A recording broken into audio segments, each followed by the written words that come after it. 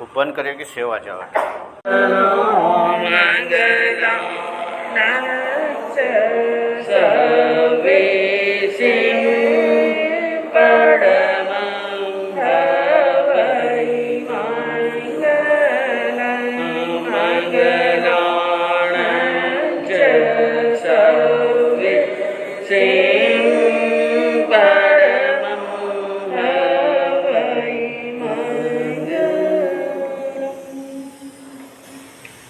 अर्हन्तो भगवन्त इन्द्रमहिता श्वेताश्च सिद्धे स्थिता आचार्या येन शासनो नतिकरा पूज्या उपाध्यायका श्रीरिषेदान्तसुपाठकामुनिवरा रत्नत्रयाराधिका पञ्चैते परमेष्ठिनं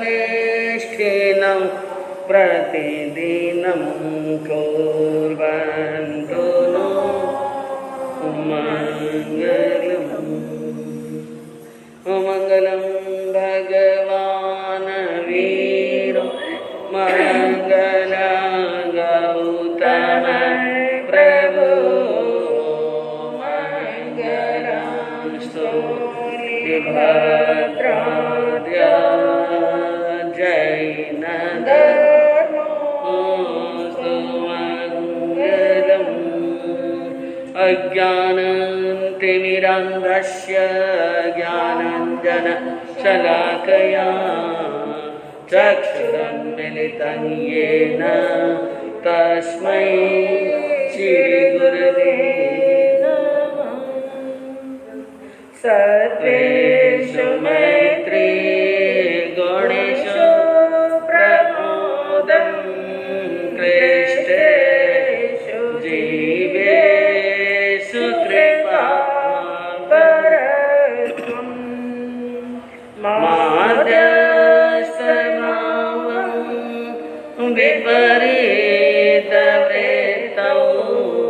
सदा ममात्मा विददातु देव सदा ममात्मा विददातु देव। अहिंसा के अग्रदूत, त्रैकाल दृष्टा, भई जीवों के तारनहार, शासनेश प्रभु श्रमण भगवान महावीर स्वामी के चरणों में कोटि कोटि वंदन। दीन दुखियों के मसीहा, करुणा के सागर, परम पूज्य गुरुदेव श्रमण सूर्य मर्दर केसरी श्री मिश्रीमल जी महाराज साहब के चरणों में कोटि कोटि वंदन। पाठ पर विराजमान परम श्रद्धेय, परम विदुषी, मधुर व्याख्यानी सरल मना पूज्य गुरु जी महाराज साहब के चरणों में कोटि कोटि वंदन। धर्म प्रेमी बंधुओं, शीलवती माता बहनों, आपके सामने वर्णन चल रहा है प्रभु महावीर की अंतिम देशना, मूल सूत्र श्रीमद् उत्तराध्ययन सूत्र के 5वें अध्ययन का वांचन,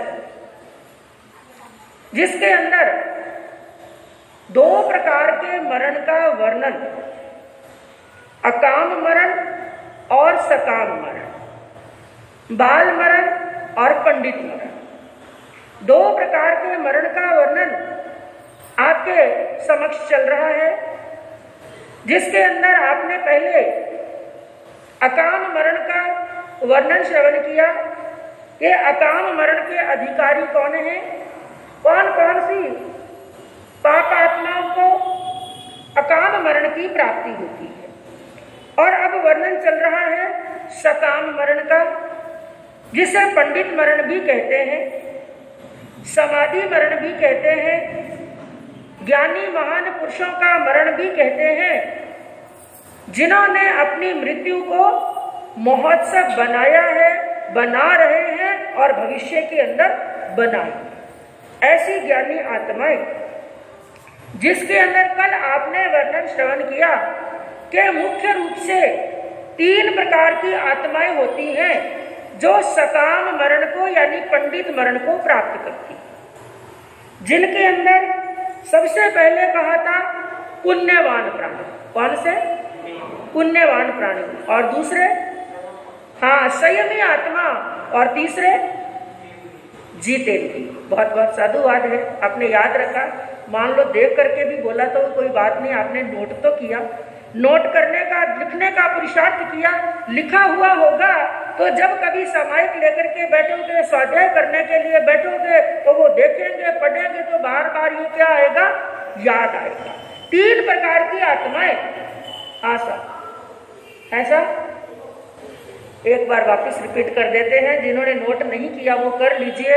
और इन तीनों में से कुछ ना कुछ बनने का प्रयास करें, पुरुषार्थ करें, वही सम्यक पुरुषार्थ होगा। सबसे पहले कहा पुण्यवान। कौन से? पुण्यवान। और दूसरा संयमी, जो आत्माएं संयम के अंदर रहती हैं, संयम का पालन करती हैं, ऐसी संयमी आत्माएं। और तीसरा जितेंद्रिय, जिन्होंने जीत लिया है। किसको? अपनी इंद्रियों को जीत लिया है, अपने मन को जीत लिया है, अपनी इंद्रियों और मन को अपने अधीन कर लिया है। ऐसी आत्माओं को पंडित मरण की प्राप्ति होती है। और उनका मरण भी कैसे होता है? 2 बातें बताई, वो भी यदि याद हो तो। कैसा मरण होता है उनका? चेहरे पर मुस्कान आ रही है ना, बस ऐसा ही मरण। प्रसन्नता युक्त क्या होते हैं? मरते वक्त ना मरने की चाह, ना जीने की इच्छा, कुछ भी नहीं। मृत्यु हो तो भी हंसते हंसते, और जिंदा रहे तो भी हंसते हंसते। तो उनका मरण होता है प्रसन्नता युक्त। और दूसरा बताया गया व्याघात से रहित, यानी कोई बाधा नहीं, शोक नहीं, दुख नहीं, पीड़ा नहीं, क्लेश। चित्त के अंदर भी प्रसन्नता और चेहरे के ऊपर भी प्रसन्नता। ऐसे पुण्यवान को, संयमी को, जितेंद्रिय को ये सकाम मरण की प्राप्ति होती है। लेकिन जो पाप के अंदर डूबे हुए हैं, अधर्म में डूबे हुए हैं, असत्य का सेवन करने वाले हैं, मायाचार का सेवन करने वाले हैं, उनको कभी भी सकाम मरण की प्राप्ति होने वाली नहीं है। आगे की गाथाओं के अंदर यही बात बताई। किसको होता है? साधुओं को होता है या श्रावकों को होता है? श्रावकों को होता है तो किन किन श्रावकों को होता है, और साधुओं को होता है तो किन किन प्रकृति के साधुओं को सकाम मरण की प्राप्ति होती है। अगली गाथा के अंदर प्रभु ने क्या फरमाया? न एमं सवेषु भिक्षुषु, न एमं सवेषु गारीषु, नानाशीला अगारथा विषम शीलाय भिक्षुनो यः पंडिय मरणामि गारथ संजमुत्तरा गारथेय सव्ययं सह संजमुत्तरा। इन 2 गाथाओं के अंदर प्रभु ने क्या फरमाया कि यह पंडित मरण ना तो सभी भिक्षुओं को होता है, भिक्षु यानी साधु, ना तो सभी साधुओं को होता है, और ना ही यह सभी गृहस्थों को होता है। सभी के सभी साधुओं को भी होने वाला नहीं है, और सभी के सभी गृहस्थ। ध्यान से समझने का प्रयास करना, प्रभु उसमें क्या फरमाना चाहते हैं। जितने भी साधु हैं ये सोचे कि सभी साधुओं को सकाम मरण होगा, या ये सोचे सभी श्रावकों को, सभी गृहस्थों को ये सकाम मरण होगा। ऐसा होने वाला नहीं है, क्योंकि कई साधु भी ऐसे हैं जो विषमशील वाले हैं, अलग अलग प्रकार का शील का पालन करने वाले हैं, अनेक प्रकार के शील वाले होते हैं। और कई श्रावक यानी गृहस्थ भी ऐसे हैं जो अलग अलग विषम शील का पालन, आचरण का पालन करने वाले हैं। क्योंकि बंधुओं कई मनुष्य ऐसे होते हैं, ऊपर से कुछ और भीतर से कुछ। ऊपर से पुण्यात्मा दिखाई देते हैं, धर्मात्मा दिखाई देते हैं, लेकिन उनका मन कषाय से काला हो चुका है। और वो कलुषित हो चुके हैं। इसलिए ज्ञानियों ने क्या कहा, ऐसे मनुष्य किसके समान होते हैं? तन उजला मन सांवला, बगुला कपटी भेक। किसके समान बताया? बगुले के समान। एक बगुले को आपने देखा, उसके शरीर का वर्ण कैसा होता है? एकदम सफेद जब। और वो बगुला सरोवर के किनारे बैठा है और सरोवर के किनारे एकदम एकाग्रचित्त होकर के ना पंखों को फड़फड़ा रहा है, ना चोंच को हिला रहा है, ना अपने पंजों को हिला रहा है। ऐसे लग रहा है कि जैसे वो साधु की तरह किसमें बैठा है? ध्यान में बैठा है। और देखने वाले अनजान व्यक्ति को क्या लगता है? शायद ये भगवान की भक्ति कर रहा है, इसका मन भगवान के साथ में लगा हुआ है। लेकिन क्या कहा? तन उजला मन सांवला। उसका तन तो बड़ा उजला है, लेकिन मन क्या है? सांवला, यानी मन काला। क्योंकि वो भक्ति नहीं कर रहा है, उसका मन भगवान में नहीं लगा हुआ है। किसमें लगा हुआ है? हाँ, मछली में। मछली में वो एकदम एकाग्र होकर के क्यों बैठा है? यदि मैं हिलूंगा डुलूंगा तो मछली को पता चल जाएगा। मछली को पता ना चले मैं बैठा, उसलिए एकाग्र होकर के बैठता है। और मछली क्या सोचती है? यहाँ पर कोई नहीं। इसलिए जैसे ही थोड़ी सी पानी की सतह पर मछली आई नहीं, उसने अपनी चोंच में पकड़ी नहीं। के तन उजला मन सांवला, बगुला कपटी भेक, अरे यासु तो कागा भला। इससे तो कौन अच्छा है? कौआ अच्छा है। यासु तो कागा भला, बाहर भीतर एक। अंदर से भी काला और बाहर से भी काला। ऐसे इंसानों को पहचानना आसान है, लेकिन जो कपटी होते हैं ना, ऊपर से तो बड़े मीठे बोलते हैं, बड़े मधुर बोलते हैं, दुनिया में अपने आप को धर्मात्मा सिद्ध करते हैं, लेकिन जो इंसान पाप आत्मा है उनसे भी वो गए बीते होते हैं। उनको बगुले के समान बताया। इसलिए कहा सबके सब साधु भी एक जैसे नहीं है, सबके सब श्रावक भी एक जैसे नहीं है। और कई नामधारी साधुओं की अपेक्षा, क्या बताया? कौन से साधु? नामधारी, यानी नाम धारण कर रखा है, केवल वेश धारण कर रखा है कि वो साधु कहने के लिए साधु है। कई नामधारी साधुओं की अपेक्षा गृहस्थ उत्तम आचरण वाले होते हैं, और सभी गृहस्थों की अपेक्षा साधु उत्तम एवं शुद्ध संयम वाले होते हैं। कई साधु ऐसे हैं जो श्रावकों की अपेक्षा क्या है? बड़े उच्च आचरण वाले हैं। लेकिन कई श्रावक ऐसे हैं जो कई साधुओं की अपेक्षा क्या है? उच्च आचरण वाले हैं। और साधु और श्रावक, इनका आचरण कैसा? और यहाँ पर जो शब्द आया नानाशीला, यानी विषमशील वाले, नाना विविध प्रकार के शील वाले। कैसा शील? विषमशील, नानाशील, अलग अलग प्रकार के शील वाले होते हैं। इसका अर्थ क्या है?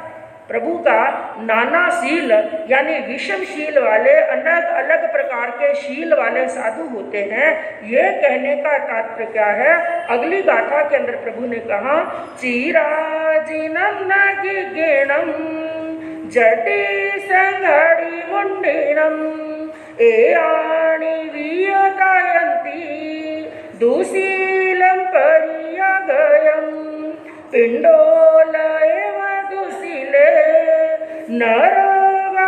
नरगावणमुच्चयी भिक्खाय वगिहठेवा सुवर्कम्मयि देवम। अब इस गाथा के अंदर विषमशील, नानाशील, इसका अर्थ बताते हुए कहा गया कि कई साधु ऐसे होते हैं जो चीवर यानी चीर को धारण करते हैं, कई मृग चर्म को धारण करते हैं, कई नगनता जटा धारण करने वाले, संघाटी यानी वस्त्रों के टुकड़ों को जोड़कर बनाई हुई कंथा पहनने वाले, मस्तक मुंडाने वाले। ये केवल साधुता के बाहर के चिन्ह हैं। दीक्षा पर्याय धारण किए हुए दुशील पुरुष की दुर्गति से रक्षा नहीं कर सकते। कुछ समझ में आया? इस दुनिया के अंदर देखते हैं साधु का वेश भी कई प्रकार का। आपने देखा होगा, कई प्रकार के साधुओं को देखा होगा। कई साधु ऐसे हैं, सनातन धर्म के अंदर आपने देखा कई साधु ऐसे हैं जो सिर पर क्या धारण करते हैं? जटा। जटाओं का इतना बड़ा जुड़ा, इतना बड़ा ऊंचा जुड़ा बना लेते हैं, जटा को धारण करने वाले हैं। कई साधु ऐसे हैं जो मुंडन कराते हैं, यानी बालों को कटाते हैं। अपने जैन धर्म के अंदर लोच कराते हैं, और कई साधु ऐसे हैं जो मृग चर्म धारण करते हैं। जो हिरण होते हैं उसकी जो चर्म होती है, चमड़ी होती है, उसको उसके ऊपर बैठते हैं और उसी को बिछाते हैं, उसी को धारण करने वाले होते हैं। और कई साधु ऐसे हैं जो एक पात्रधारी होते हैं। कितने पात्र रखते हैं? बस उसी में खाना, उसी में पीना, एक पात्रधारी साधु होते हैं। और कई साधु ऐसे होते हैं जो तरह तरह के वस्त्र धारण करते हैं। जैसे कई सफेद वस्त्र पहनने वाले, कोई लाल वस्त्र पहनने वाले, कोई भगवा वस्त्र पहनने वाले होते हैं। कई साधु ऐसे हैं जो नग्न रहते हैं, जैसे हमारे जैन समाज के अंदर भी दिगंबर संत हैं। ऐसे अन्य सनातन धर्म के अंदर भी नग्नता को धारण करने वाले साधु हैं। और कई अघोरी साधु हैं। अघोरियों का नाम सुना? जो कहाँ पर रहते हैं? जंगलों में, जहाँ पर मनुष्य की बस्ती नहीं है, साधारण जनमानस की बस्ती नहीं है, ऐसे घोर जंगलों के अंदर रहने वाले अघोरी होते हैं। कई मंत्रवादी साधु हैं, कई तंत्रवादी साधु हैं, कई कंद मूल खाकर के जीवन जीने वाले साधु हैं, कोई सिंह की खाल पर रहने वाले हैं, और कई कर पात्र यानी पात्र नहीं रखते हैं, अपने हाथों में क्या बना लेते हैं? हाथों को ही पात्र बना लेते हैं। ऐसे कर पात्र को धारण करने वाले हैं। तो ऐसे, और एक बुद्ध धर्म के अंदर यहाँ पर नाम आया संघाटी। संघाटी का अस्त्र क्या हुआ? मतलब क्या हुआ? एक ही वस्त्र धारण नहीं करते हैं, वस्त्रों के टुकड़ों को जोड़ करके एक वस्त्र बना करके उसको धारण करने वाले ऐसे भी कई साधु हैं। कई साधुओं को तो आपने भी तरह तरह के साधुओं को अपनी आंखों से देखा। तो प्रभु ने क्या फरमाया? ये जितने भी चिन्ह हैं, चाहे नग्नता है, चाहे सफेद वस्त्र है, चाहे भगवे वस्त्र है, चाहे जटा को धारण किया, चाहे कंदमूल खा करके रहे, चाहे मृग चर्म को धारण किया, चाहे कैसे भी अपने कर को पात्र बना करके रखा, ये जितने भी चिन्ह हैं ये तो केवल बाह्य चिन्ह है। कैसे चिन्ह है? हाँ, एक होता है साधुपना, एक होता है साधु बाना। ध्यान से सुनना, दो शब्द बताए आपको। क्या क्या? एक तो साधु बना, एक होता है साधु बाना। दोनों में आसान कौन सा है? सोच करके, गहराई से सोच करके बताना। दोनों शब्दों के अर्थ पर ध्यान देना। साधु बाना, एक तो साधु बाना और एक साधु पना। दोनों में आसान कौन सा है? साधु बाना, यानी वस्त्रों को धारण करना। यह साधु बाना पहनना मुश्किल नहीं है। 1 घंटे के अंदर साधु बाना चेंज किया जाता है। दीक्षा लेने में कोई टाइम नहीं लगता। संयम के वस्त्रों को धारण करने में 1 घंटे के अंदर सभी क्रियाएं हो जाती हैं। मुंडन भी हो जाता है, होगा पात्रा भी ले लेते हैं, इस साधु बाने को भी पहन लेते हैं। साधु बाना पहनने में 1 घंटा भी नहीं लगता है, लेकिन साधु बाना आने में अनंत जन्म लग जाता है। कितने जन्म लग जाते हैं? इसी अपेक्षा से प्रभु ने आगमों के अंदर क्या फरमाया कि हमारी जीवा आत्मा ने आज दिन तक कितने ओगे और पात्रे ले लिए। हाँ, कौन सा पर्वत? सबसे बड़ा मेरू पर्वत, 1 लाख योजन की ऊंचाई, जितने ओगे ले लिए और पात्रे ले लिए, लेकिन अभी तक कहाँ पर भटक रहे हैं? संसार के अंदर। क्योंकि हमने साधु बाना पहना है, साधु पना नहीं आया। और यदि साधु पना आ जाता, इसी के बिल्कुल विपरीत, एक तरफ तो भगवान, उन्हें भगवान ने एक तरफ तो फरमाया कि हमने कितने ओगे पात्रे लिए, मेरू पर्वत की ऊंचाई जितने, और एक तरफ उन्हें भगवान ने फरमाया 48 मिनट की एक समाई के अंदर केवल ज्ञान हो सकता है। अब सोचो कि जब मेरू पर्वत जितने हो गए पात्रे लिए, उसमें कितने जन्मों की समाई का गई, और एक तरफ समाई कितनी बताई? हाँ, बस यही अंतर है कि हमने मेरू पर्वत की ऊंचाई जितने हो गए पात्रे लिए, यानी केवल साधु बाना पहना, लेकिन साधु पना जीवन में नहीं आया। और साधु पना आ जाता ना बंधुओं, तो एक समाई के अंदर भी क्या हो सकता था? केवल ज्ञान। यही बात इसके अंदर बताना चाहते हैं, इस गाथा में बताना चाहते हैं कि ये तो केवल बाहर के चिन्ह हैं, और भीतर में यदि दुशील आचरण है, और भीतर के अंदर यदि कचरा भरा हुआ है, गंदगी भरी हुई है, कषायों की, राग की, विषय और विकार की, तो एक ज्ञानी से, एक गुरु से, एक जिज्ञासु ने एक प्रश्न पूछा, गुरुदेव, साधु में और श्रावक में कितना अंतर? क्या पूछा? साधु भी महाव्रतों को पालने वाला, सामान्य साधु नहीं, अपने महाव्रतों को, समितियों को, गुप्तियों को, ब्रह्मचर्य की बाढ़ को, 17 प्रकार के संयम को, पूर्ण भगवान की बताई हुई आज्ञा में चलने वाला साधु। और उसके सामने कंपैरिजन किसका किया? श्रावक का। वो श्रावक भी सामान्य नहीं, केवल कहने के लिए श्रावक नहीं, 12 व्रतों को पालने वाला श्रावक है, अपने नियमों और आचार पर चलने वाला वो श्रावक है। तो ऐसे श्रावक में और साधु में अंतर कितना? ऐसा नहीं, यहां पर यह नहीं पूछा गया उनकी साधना में डिफरेंस कितना है, कितना अंतर पूछा गया। यहां पर महाव्रतों और व्रतों की नहीं, हाँ साहब, लेकिन यहां पर उनकी साधना की परसेंटेज पूछी गई है। क्या पूछी गई है? हाँ,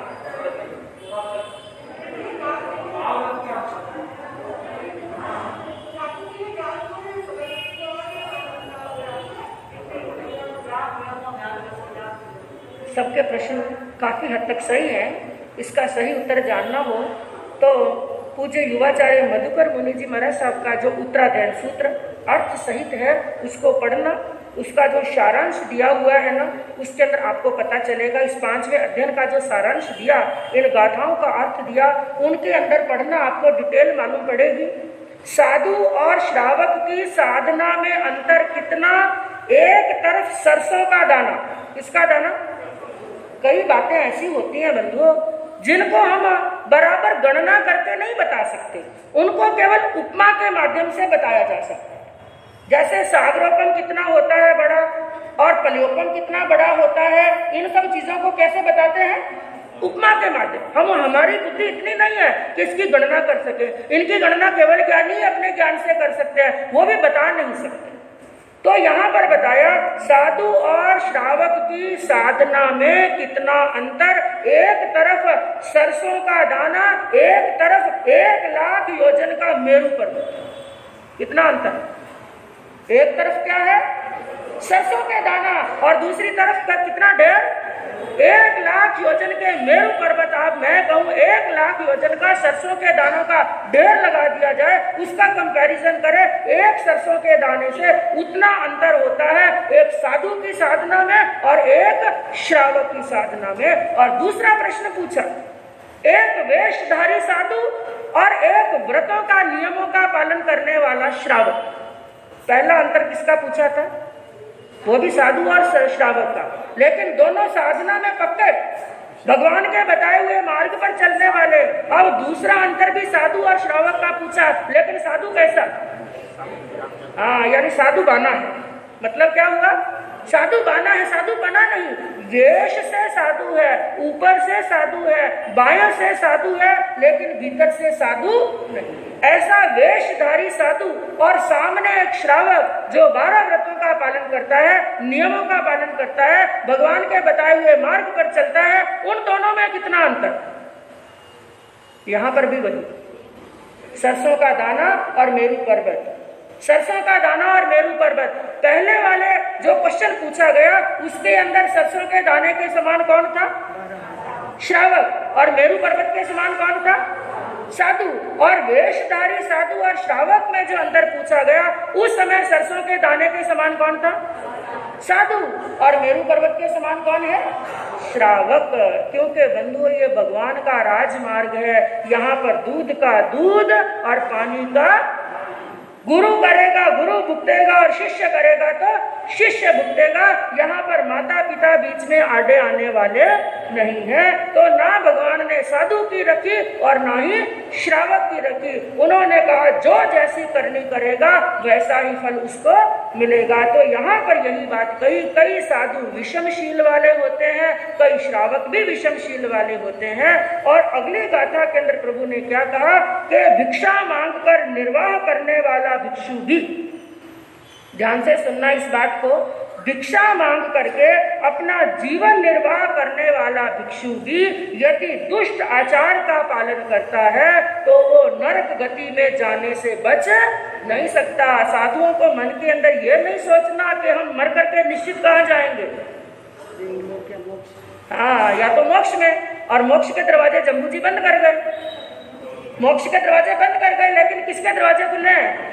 देवलोक के तो खुले हैं, हम देवलोक में जाएंगे नहीं।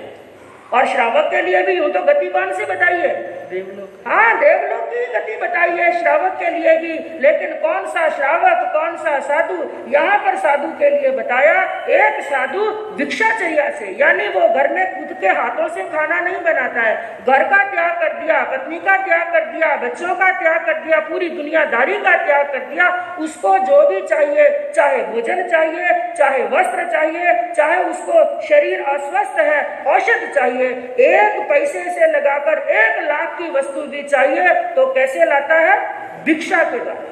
लेकिन ये भिक्षाचर्या भी उसको नारकी में जाने से नहीं बचा सकती है, क्योंकि यदि उसका आचार कैसा है? दुष्ट आचार। कौन सा आचार है? दुष्ट आचार है, वो नारकी से बचने वाला नहीं है। अथवा ग्रस्त हो जो सुंदर अर्थात निरअतिचार व्रत पालन करने वाला है, वह देवलोक में जाता है। यानी कई बार भिक्षाचर्या करने वाला साधु कहाँ चला जाता है? नारकी में। और एक श्रावक कहाँ चला जाता है? देवलोक के अंदर। ये भिक्षा उसे नरक से बचाने वाली नहीं है। एक उदाहरण आता है राजगिरी नगरी का। राजगिरी नगरी के अंदर एक बार कोई महोत्सव था, और महोत्सव के अंदर तो राजगिरी नगरी के लोगों ने सोचा, इतना बड़ा महोत्सव है, हम एक भोज रखते हैं। जब आपके घर में भी कोई फंक्शन होता है तो क्या रखते हैं? हाँ, जिम्मन रखते हैं ना। जिम्मन रखते हैं, सगे संबंधियों को बुलाते हैं, गांव वालों को बुलाते हैं, यार दोस्तों को बुलाते हैं, और आजकल तो बात बात पर जिम्मन होता है। आप लोगों के क्या होता है? बात बात पर जिमन होता है। छोटे से बच्चे का जन्म हुआ तो भी जिमन, और 100, 200, 400 तो यूं ही आ जाते हैं, और 1 लाख, 1.5 लाख, 2 लाख का तो यूं ही धुआं उड़ा देते हो। जब दान करने की बात आती है तो आप लोग क्या कहते हो? हाँ बाजी थोड़ा टाइट चल रही है। अब यार बाजार थोड़ो क्या है, थोड़ा ठंडा चल रही है, मंदा चल रही है। सोचा बाजी, विचार करा, बेटा ने पूछा, पोता ने पूछा, विचार करा, और जब ऐसे पैसे उड़ाने की बात आती है तो खूब धमचक मचती। तो वहां पर भी धमचक मची हुई थी, भोज हो रहा था, और जब पूरी राजगिरी नगरी का भोज है, खूब सारा भोजन वहां पर बना हुआ था, और भिक्षाचर्या से जीवन यापन करने वाला एक भिक्षु उस नगरी के अंदर, वो भिक्षा लेने के लिए उन लोगों के पास में गया, लेकिन लोगों ने उनको भिक्षा नहीं दी। हाँ सर, घर पे तो नहीं बना, घर पे तो खाना नहीं बना, क्योंकि वहां पर सबका जीवन एक साथ में था। वो आप कहते हैं ना, चूल्हा पाड़ने मनवा, ऐसे ही समझ लीजिए। सिगड़ी नहीं होता था सबका, घर घर में खाना बना नहीं, लेकिन एक जगह पर हजारों लोगों का खाना बना, इतना सारा भोजन बना। एक भिक्षु को यदि ये दान दे दे तो कौन सी बड़ी बात है, लेकिन नहीं दिया, नहीं बचा लोगों को। फिर दूसरे के पास में गया, अरे भाई तुम दो, मुझे जोरदार भूख लगी है, और उसने बड़ी दीनता की। क्या की? दीनता। इसलिए प्रभु ने सबसे पहला उपदेश दिया साधु को, सबसे पहले एक तो अहंकार का त्याग करना, दूसरा दीनता का। साधु के लिए नियम बताया, साधु भी, जैन साधु भी भिक्षा लेता है, और एक भिखारी भी भिक्षा लेता है। दोनों के भिक्षा लेने में अंतर है जितना जमीन और आसमान जितना। जो रोड पर मांगने वाला भिखारी है वो लेता है दीनता करके, लाचारी करके, उनके सामने हाथ फैला करके। लेकिन जैन साधु दीनता से नहीं लेता है, लेकिन अहंकार से भी नहीं लेता है, स्वाभिमान के साथ। कैसे? सामने वाले का भाव हो। मैं कहूँ, एक घर में गया, चाहे हीरा पूरी बनी है, चाहे 56 पकवान बने हैं, चाहे मेवा मिष्ठान बना है, लेकिन सामने वाले के बहराने की भावना नहीं है, वहां से भगवान ने फरमाया एक बूंद पानी भी नहीं दे। और जहां पर भावना है, लुखी हो सूखी हो, मैं कहूँ चंदना की भावना थी, चंदना की भावना थी। और हाथ में बहराने के लिए क्या थे? बांकड़े उड़द के, वो भी कितने दिन के बासी? 3 दिन के बासी। और उसको लेने के लिए कौन पहुंचे? भगवान महावीर त्रिलोकीनाथ पहुंच गए वहां पर। और वो दान केवल दान नहीं, महादान बना। तो जैन साधु के लिए कहा स्वाभिमान के साथ में दीनता को छोड़ करके सामने वाले की 4 चीज बहराने की भावना हो तो एक ही ले। और एक साधु के लिए बात बताई, साधु गृहस्थी के घर में जाए तो चोर की तरह। कैसे? और बाहर निकले तो कैसे? साहूकार की तरह। चोर की तरह क्यों जाना? ताकि सामने वाला सावचेत नहीं हो जाए। हाँ, कई बार होता है, पता चला साधु आए, बच्चों ने बोला दूर से बाबूजी आए, मम्मी बाबूजी आए, और मम्मी के कच्चे पानी के हाथ है, फटाफट हाथ पूछे, उसका दोष के अंदर भागी कौन बनेंगे? साधु। इसलिए चोर की तरह जाए लेकिन साहूकार की तरह बाहर निकले, दीनता को त्याग करके भिक्षा ले। लेकिन वो भिक्षुक बड़ी दीनता कर रहा था, झुक झुक करके प्रणाम करके, मुझे भोजन दो, मुझे भोजन दो, मुझे भोजन, लेकिन किसी ने भोजन नहीं दिया। बड़ा गुस्सा आया, भूख तो लगी हुई थी और अपमान भी हो रहा था, और जोरदार गुस्सा आया, और उस भिक्षुक ने क्या किया, वहां पर वैभवगिरी पर्वत के ऊपर, जिसे विपुल पर्वत भी कहते हैं, राजगिरी नगरी के अंदर है, उस विपुलगिरी वैभवगिरी पर्वत के ऊपर वो चढ़ गए। वहां पर रोष आया हुआ, विचार किया क्या करूं क्या करूं, और क्रोध के अंदर व्यक्ति अंधा हो जाता है। उसने कहा कुछ ऐसा करूं, इन लोगों ने मुझे खाना नहीं दिया ना, इन सबको मार दूं, मैं क्या कर दूं, मार दूं। और तो उसे क्या कुछ नहीं सूझा, वहां पर बड़े बड़े पत्थर, और जब क्रोध आता है तो उससे जोश भी ज्यादा बढ़ जाता है, पता नहीं चलता। विचार किया ऊपर की इस ऊंचाई से इस पत्थर को जोर लगा करके गुड़ा दूं, ये गुड़ेगा, इसके साथ में और छोटे मोटे पत्थर गुड़ेंगे तो ये लोगों के ऊपर पत्थर पड़ेंगे और लोग मर जाएंगे।